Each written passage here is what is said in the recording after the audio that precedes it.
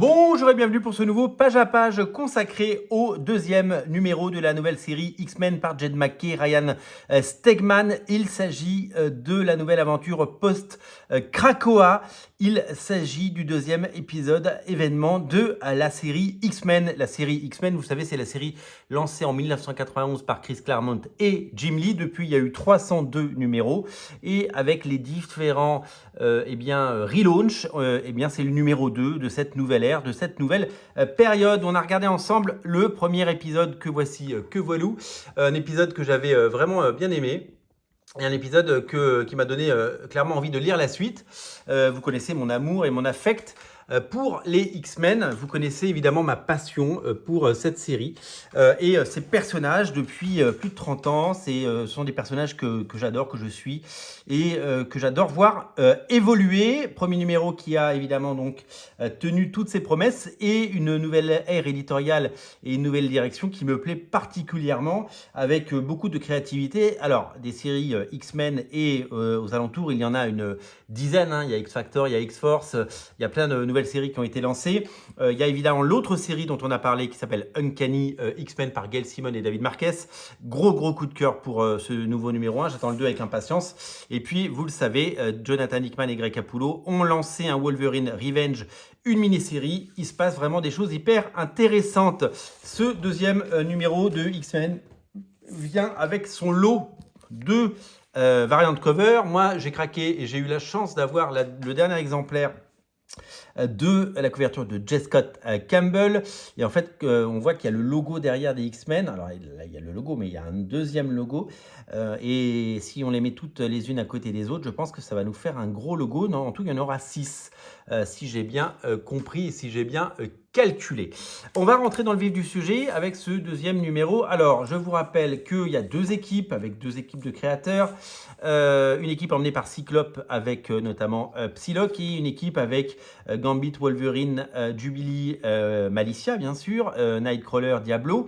Celle-là se passe en Alaska et celle-là se passe, je crois, du côté de la Louisiane, où des X-Men se cachent, vivent cachés, reclus, avec la ferme intention de découvrir et sauver les jeunes mutants qui continuent d'apparaître.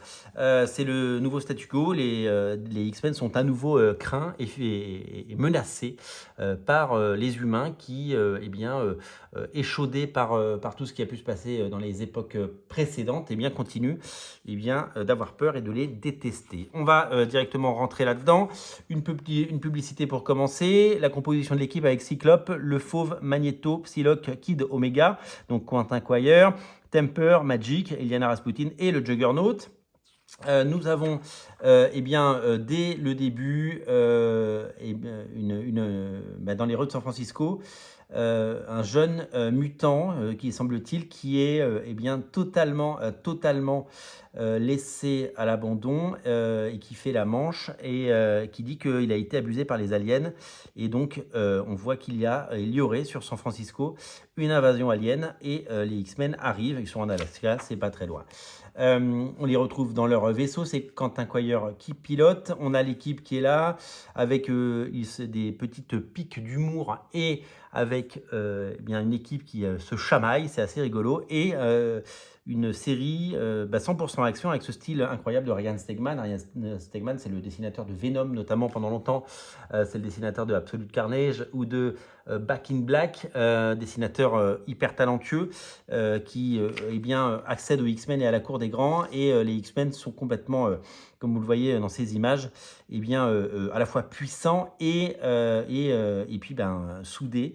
Une équipe qui se titille, mais qui travaille très bien ensemble. Donc, un deuxième numéro qui fait la part belle à l'action, avec des actes héroïques et des plans surtout. On voit que Ryan Stegman n'a rien perdu de sa superbe et qu'il nous enchante avec des petits moments de complicité entre membres de l'équipe et des scènes qui nous font penser évidemment au Fastball Special, mais totalement revisité, avec à chaque fois des plans très cinématographiques et particulièrement géniaux. Dans les premiers designs et les premiers visuels qui avaient fuité sur le web, les gens étaient assez interloqué par le design de Cyclope. Tout le monde le trouvait trop adolescent ou pas forcément très bien dessiné.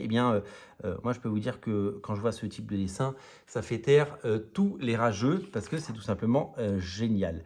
Alors ce numéro, il fait un peu penser à d'autres épisodes qu'on a pu lire par le passé. Je sais pas, le premier numéro de Ultimate X-Men ou celui où ils vont, dès le deuxième ou troisième numéro, chercher Bobby Drake, Iceman, un enfant effrayé dans les rues, poursuivi par les sentinelles qui va être sauvé par les X-Men. On pense aussi à ces épisodes de Ultimate X-Men, pareil, ou des X-Men de Grant Morrison, où ils vont recueillir des jeunes mutants qui ne maîtrisent pas forcément leur pouvoir et qui peuvent être un danger également. Avec Cyclope en leader, je trouve que voilà, il y a une vraie filiation avec Ultimate X-Men et moi ça peut que me faire plaisir. Petit hommage, comme ils font très souvent, à Don Perlin, qui a travaillé sur les Defenders of Spider et Werewolf by Night notamment, et qui nous a quittés en 2024. C'est un auteur que je connais très très mal, mais qui j'aime bien que Marvel rende hommage au créateur. Je trouve ça plutôt bien. Donc graphiquement, c'est vraiment très très bon. Cette page, elle est nécessaire parce qu'il y a les prochaines sorties. Donc la série Wolverine numéro 1, c'est pas la même chose que Wolverine Revenge. Hein. C'est la série régulière Wolverine.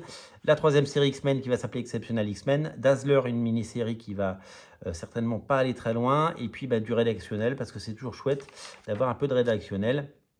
Un nouveau mutant hyper puissant donc qui est recueilli et cette équipe, regardez ses plans, c'est magnifique. Il sera sauvé et ramené à la base en Alaska et ça fait plaisir. Avec l'annonce, prochain épisode, Scott Summers contre les États-Unis d'Amérique, une petite pub pour Hulk 17 de Philip Kennedy Johnson et Nick Klein. Et donc, on va voir la couverture. Alors là, il y a une petite page bonus, c'est Deadpool et Wolverine, ça s'appelle Weapon Extraction Part 8. J'ai pas vu les autres, c'est dessiné par Javier Garron, un très bon dessinateur. Je crois que c'est Javier Garron qui va être le deuxième dessinateur de la série X-Men, j'ai cru voir ça. Parce que Ryan Stegman va évidemment faire quelques numéros, mais il va laisser sa place très prochainement. Il reviendra certainement, mais vous savez, au bout de quelques numéros, voilà, pour le deuxième arc, ce sera Javier Garron. Voilà, donc des pages de Wolverine et pour accompagner la sortie du film. Mais j'ai pas le début de l'histoire, donc tant pis pour moi. Donc là, il y a 5 pages. Le courrier des lecteurs, ça fait toujours plaisir. Et la couverture de l'épisode numéro 3 qui sortira le mois prochain. Pour le moment, moi, je prends, je vous l'ai dit, un énorme plaisir à lire tout ce que je peux découvrir sur les X-Men et toutes ces nouvelles séries. Alors, je ne lis pas tout. Hein. J'ai pris le premier numéro d'X Factor. Je vais faire une vidéo parce qu'il y a une révélation que vous avez peut-être vu passer sur les réseaux sociaux dans l'épisode. J'ai pris les premiers numéros d'à peu près toutes les séries et je pense que je vais évidemment continuer X-Men et Uncanny X-Men, hein, qui sont vraiment pour moi les deux séries phares et c'est les deux plus intéressantes.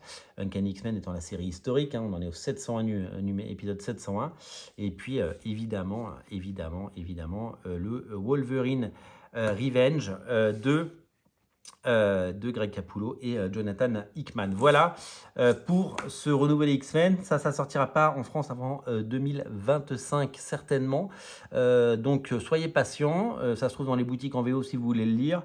Et en tout cas, je suis presque content de dépenser. Combien il m'a coûté? Il m'a coûté 5 $ le numéro 2 des X-Men.